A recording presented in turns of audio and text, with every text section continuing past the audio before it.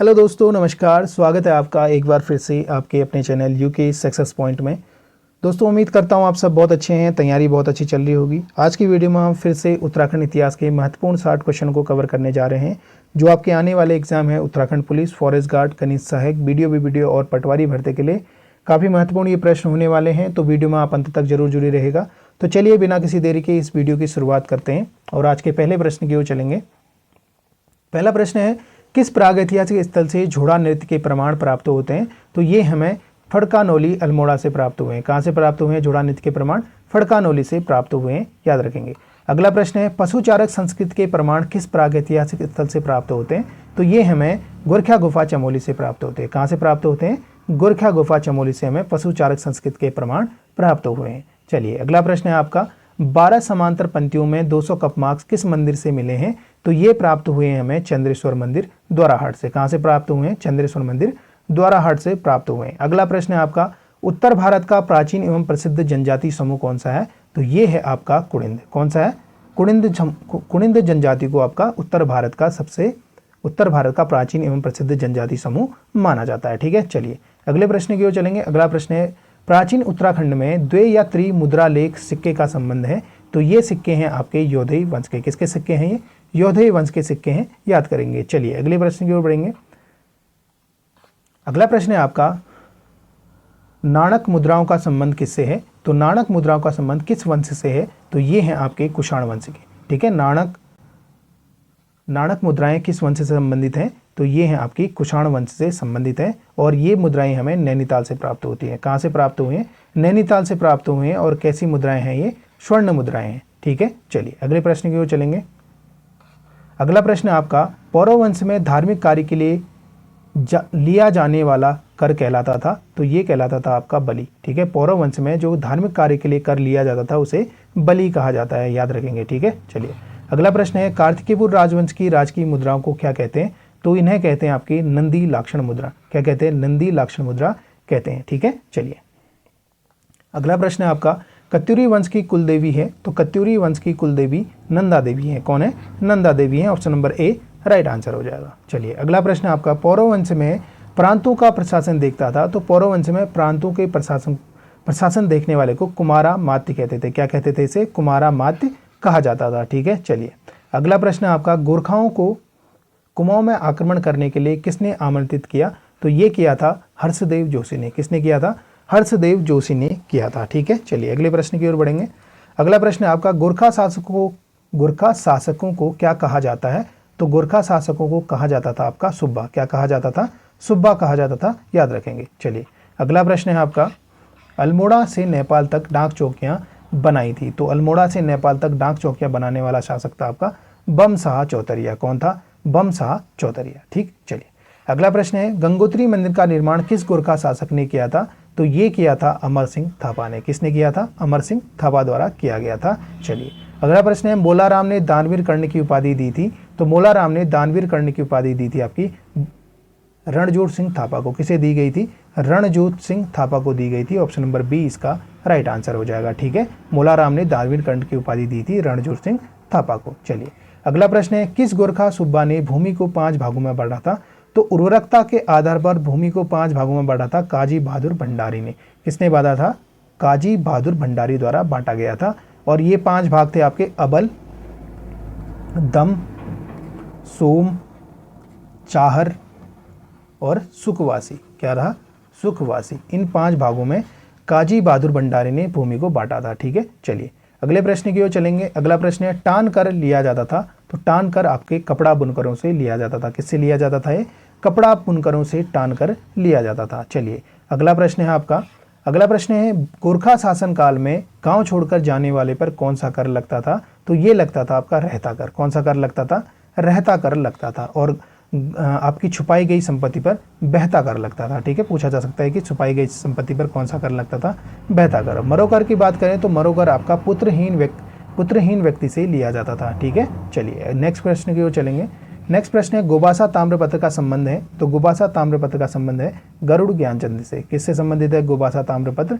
गरुड़ ज्ञानचंद का है। ठीक है, याद करेंगे। अगला प्रश्न है आपका, अकबर की अधीनता स्वीकार कर किसने राज्य को करद राज्य बनाया था? तो 1887 में, ठीक है, 1887 में रुद्रचंद ने अकबर की अधीनता स्वीकार कर राज्य को करद राज्य बनाया था। ऑप्शन नंबर ए इसका राइट आंसर हो जाएगा। अगला प्रश्न है, कटेहर के आक्रमण से बचने के लिए शाहजहां के दरबार में कौन गया था? तो कटेहर के आक्रमण से बचने के लिए शाहजहां के दरबार में गया था आपका बाज बहादुर चंद। कौन गया था? बाज बहादुर चंद गया था। ऑप्शन नंबर डी इसका राइट आंसर है। चलिए अगला प्रश्न है, कुमाऊं में जजिया कर लगाने वाला शासक था। तो कुमाऊं पर जजिया कर लगाया था आपके बाज बहादुर चंद ने। ऑप्शन नंबर सी इसका राइट आंसर है, याद रखेंगे। अगला प्रश्न है, नेपाल की ग्रीष्मकालीन राजधानी अजमेरगढ़ को लूटने वाला चंद शासक था। तो ये था आपका उद्योग चंद। कौन था? उद्योग चंद था, ठीक है, याद रखेंगे। ऑप्शन नंबर ए इसका राइट आंसर हो जाएगा। अगली प्रश्न की ओर चलेंगे। नेक्स्ट प्रश्न है, चंद प्रशासन में भू राजस्व को कहते हैं। तो चंद प्रशासन में भू राजस्व कहते हैं गल्ला छाड़ा। क्या कहा जाता है इसे? गल्ला छाड़ा कहा जाता है। अगला प्रश्न है, अजय पाल की तुलना किस ग्रंथ में युधिष्ठिर, कृष्ण, भीम, कुबेर व इंद्र से की गई है? तो ये की गई है मानवोदय काव्य में। किसमें की गई है? मानवोदय काव्य में की गई है। ऑप्शन नंबर ए इसका राइट आंसर है। अगला प्रश्न है आपका, ग्वालदम के युद्ध में बलभद्र शाह की सहायता किस कत्यूरी राजा ने की थी? तो ग्वालदम का युद्ध होता है आपका 1581 में। ये होता है रुद्रचंद और बलभद्र शाह के मध्य, और इसमें बलभद्र शाह की सहायता कत्यूरी राजा सुकाल देव ने की थी। किसने की थी? सुकाल देव ने की थी। Option number A right answer हो जाएगा। अगला प्रश्न है, कूली बेगार को रक्तहीन क्रांति किसने कहा? तो ये कहा था महात्मा गांधी ने। किसने कहा था? महात्मा गांधी ने कहा था। Option number B right answer है। अगला प्रश्न है, मल्लारी से प्राप्त समाधान को राहुल सांकृत्यायन ने किस जाति से संबंधित बताया है? तो राहुल सांकृत्यायन ने मल्लारी से प्राप्त समाधानों को खच जाति का बताया है। Option number B right answer हो जाएगा। चलिए अगला प्रश्न है, कुमाऊं की जनता पर मांगा कर किस चंद शासक ने लगाया था? तो ये लगाया था आपका मोहन चंद ने। किसने लगाया था? मोहन चंद ने लगाया था, ठीक है। पूछा जा सकता है कि कुमाऊं की जनता पर मांगा कर किस चंद शासक ने लगाया था? मोहन चंद द्वारा लगाया गया था। अगला प्रश्न है आपका, बागनाथ मंदिर का निर्माण किस चंद राजा ने किया था? तो ये किया था लक्ष्मी चंद ने। किसने किया था? लक्ष्मी चंद ने किया था, याद रखेंगे। चलिए अगले प्रश्न की ओर चलेंगे। अगला प्रश्न है आपका, तुजुके बाबरी में चंदों का सबसे धनी राजा कौन था? तो तुजुके बाबरी में चंदों का सबसे धनी राजा बताया गया है लक्ष्मी चंद को। किसे बताया गया है? लक्ष्मी चंद को बताया गया है। Option number B right answer है। अगला प्रश्न है आपका, किस चंद राजा ने अल्मोड़ा में भूमिदान किया था? तो अल्मोड़ा में भूमिदान करने वाला चंद शासक था आपका लक्ष्मी चंद। कौन था? लक्ष्मी चंद था, याद रखेंगे। चलिए अगले प्रश्न की ओर बढ़ेंगे। अगला प्रश्न है, चंद वंश का सबसे रूपवान और गुणवान राजा कौन था? तो ये माना जाता है रुद्रचंद को, ठीक है। रूपवान और गुणवान राजा चंद वंश का रुद्रचंद को माना जाता है, याद रखेंगे। चलिए अगला प्रश्न आपका, बाज बहादुर चंद वंश का कौन सा शासक था? तो ये था आपका 50वां शासक। कौन सा था? 50वां शासक था। चलिए अगला प्रश्न है, मानसरोवर यात्रियों को गुड़ भूमि दान किस चंद राजा ने दी थी? तो ये दी थी गुड़ भूमि दान मानसरोवर यात्रियों को बाज बहादुर चंद ने। किसने दी थी? बाज बहादुर चंद ने दी थी। ऑप्शन नंबर बी इसका राइट आंसर हो जाएगा, ठीक है। चलिए अगला प्रश्न है आपका, गढ़वाल से नंदा देवी की मूर्ति को अल्मोड़ा में किस चंद राजा ने स्थापित करवाया था? तो ये स्थापित करवाया था आपका बाज बहादुर चंद ने। किसने स्थापित करवाया था? बाज बहादुर चंद ने स्थापित करवाया था, याद रखेंगे, ठीक है। गढ़वाल से नंदा देवी की मूर्ति अल्मोड़ा में स्थापित करवाई थी बाज बहादुर चंद ने। चलिए अगला प्रश्न है आपका, किस चंद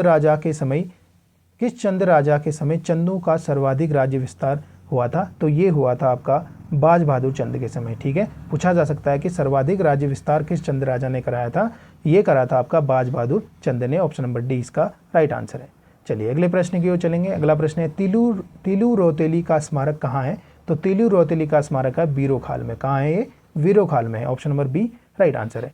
अगला प्रश्न है, मैसी साहू किस चंद राजा का सेनापति था? तो मैसी साहू था आपका उद्योग चंद का सेनापति। किसका था? उद्योग चंद का सेनापति था आपका मैसी साहू, याद रखेंगे। चलिए अगले प्रश्न की ओर चलेंगे। अगला प्रश्न है आपका, दुधौली का युद्ध 1703 में ज्ञानचंद ने किस गढ़वाल शासक से लड़ा था? ये लड़ा था आपका फतेहपति शाह से। किससे लड़ा था? फतेहपति शाह से, ठीक है। दुधौली का युद्ध होता है 1703 में, ये होता है ज्ञानचंद और फतेह शाह के मध्य, याद रखेंगे। चलिए अगला प्रश्न है आपका, चंद्रवंश का स्वर्णकाल किस राजा के काल को कहा जाता है? तो ये कहा जाता है जगत चंद के शासनकाल को। किसके शासनकाल को कहा जाता है? जगत चंद के शासनकाल को कहा जाता है आपका चंद्रवंश का स्वर्णकाल, ठीक। चलिए, किस चंद राजा ने जुआरियों पर कर लगाया था? तो ये लगाया था जगत चंद ने, ठीक है। Option number B right answer हो जाएगा। अगला प्रश्न है, किस चंद राजा का शासनकाल गौड़ागर्दी के नाम से जाना जाता है? तो ये जाना जाता है अजीत चंद का शासनकाल। ठीक है, अजीत चंद के शासनकाल को गौड़ागर्दी के नाम से जाना जाता है। अगला प्रश्न है आपका, चंद वंश का मोहम्मद बिन तुगलक किसे कहते हैं? तो ये कहते हैं देवी चंद को। किसे कहते हैं? देवी चंद को कहा जाता है, याद रखेंगे। चलिए अगला प्रश्न है आपका, दीपचंद के समय राज्य की संपूर्ण शक्ति किसके हाथों में थी? तो ये थी आपकी शिवदत्त जोशी के हाथों में। ठीक है, किसके हाथों में थी?